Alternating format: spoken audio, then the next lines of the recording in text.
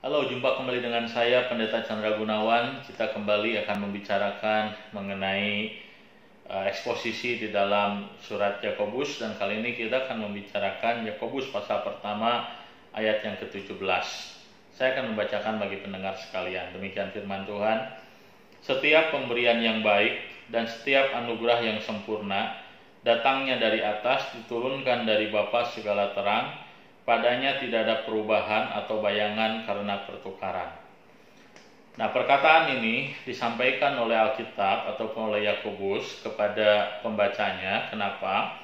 Karena ada pembaca-pembaca dalam surat Yakobus yang kemungkinan ketika mereka mendengar berita mengenai ataupun ajaran mengenai penderitaan, mereka berpikir bahwa semua penderitaan yang mereka alami adalah dari Tuhan, termasuk penderitaan-penderitaan yang sesungguhnya dialami oleh karena kesalahan seseorang ataupun konsekuensi daripada dosa seseorang. Nah, Yakobus mengatakan bahwa ada penderitaan-penderitaan yang memang itu berasal dari Tuhan. Artinya penderitaan itu adalah ujian iman dari Tuhan. Nah, kalau seseorang mengalami ujian iman dari Tuhan, mengalami penderitaan yang merupakan ujian iman dari Tuhan, ia harus berbahagia. Kenapa?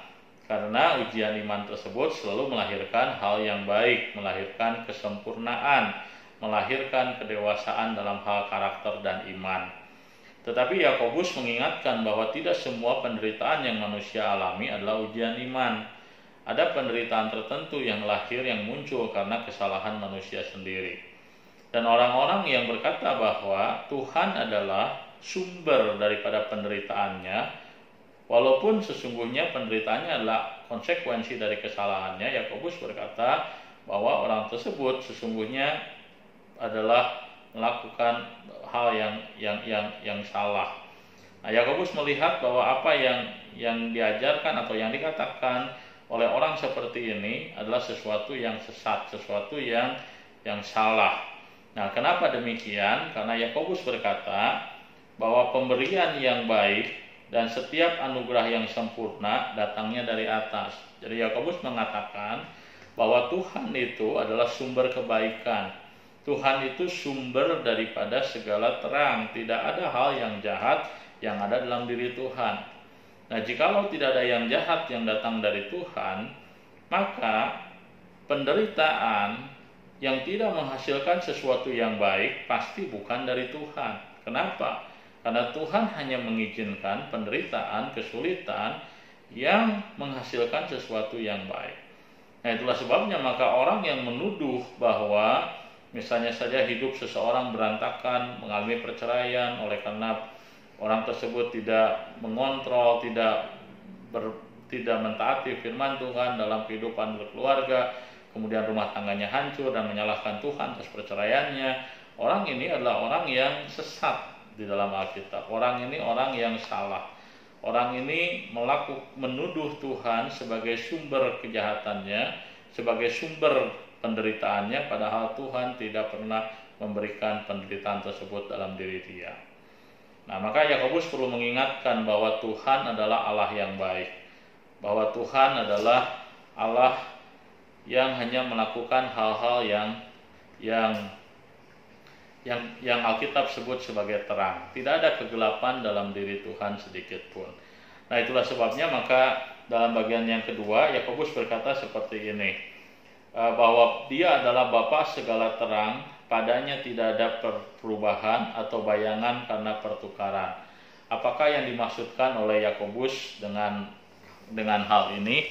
Nah, Yakobus hendak mengatakan bahwa di dalam dunia ini semua benda-benda penerang itu ada masanya, ada waktunya. Misalnya saja matahari. Matahari ada waktunya dia terbenam, tidak lagi bercahaya. Demikian juga dengan bulan. Ada waktunya bulan pun tidak bercahaya. Nah, tapi Tuhan bukanlah seperti benda-benda penerang.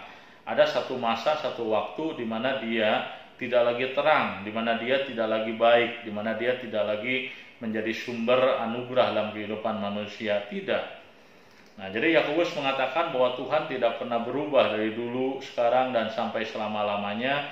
Dia adalah Allah yang tetap sama. Dia adalah Allah yang baik, Allah yang menjadi sumber segala terang, yang tidak pernah merancangkan hal yang buruk dalam kehidupan siapapun, termasuk dalam kehidupan umat Tuhan. Nah, jadi melalui hal ini Yakobus sekali lagi mengingatkan, menegaskan kepada kita bahwa kalau kita mengalami penderitaan dan penderitaan itu merupakan ujian iman dari Tuhan, maka kita harus percaya bahwa Tuhan pasti punya rencana yang indah dan baik dalam kehidupan kita.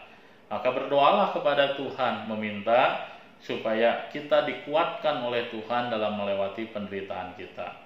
Tapi kalau Anda dan saya mengalami penderitaan yang terjadi karena akibat kesalahan diri kita, jangan pernah menyalahkan Tuhan atas penderitaan yang kita alami.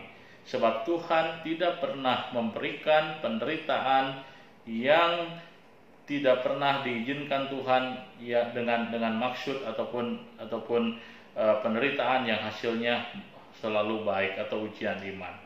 Nah, penderitaan yang membawa kita kepada keburukan, penderitaan yang membawa kita kepada kerusakan, kepada kehancuran, itu adalah penderitaan akibat kesalahan kita sendiri. Nah, kalau penderitaan seperti itu yang kita alami, maka yang harus kita lakukan adalah bertobat dan tidak menyalahkan Tuhan. Tetapi kita bisa berdoa kepada Tuhan, meminta kepada Tuhan supaya apa? Supaya Tuhan mengubahkan hal-hal buruk yang kita alami sebagai konsekuensi kesalahan kita menjadi hal-hal yang baik. Kita boleh berdoa demikian. Kenapa? Karena kita percaya bahwa Tuhan adalah Allah yang berkuasa. Dia mampu untuk mengubah hal-hal yang buruk menjadi kebaikan. Lihatlah orang yang bernama Yakub di dalam Alkitab. Dia melakukan kejahatan dan menanggung konsekuensi dari kejahatannya. Dia dimusuhi, dikejar oleh banyak orang.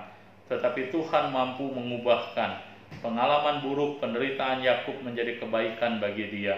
Membuat dia percaya kepada Tuhan dan membuat dia menjadi orang yang tidak lagi mengandalkan diri dan kekuatannya sendiri. Nah, jadi kalau Anda dan saya mengalami kesulitan, penderitaan dalam hidup, ujilah itu. Kalau kita melihat bahwa itu adalah ujian iman dari Tuhan, syukuri, bersukacita karena Tuhan sedang memproses kehidupan kita.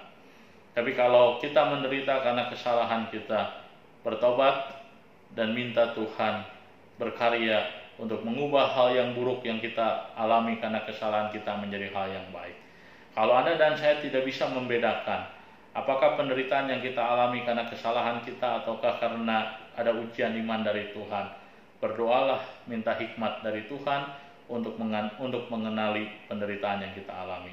Kiranya pembelajaran dari surat Yakobus menjadi berkat bagi pendengar sekalian. Tuhan memberkati.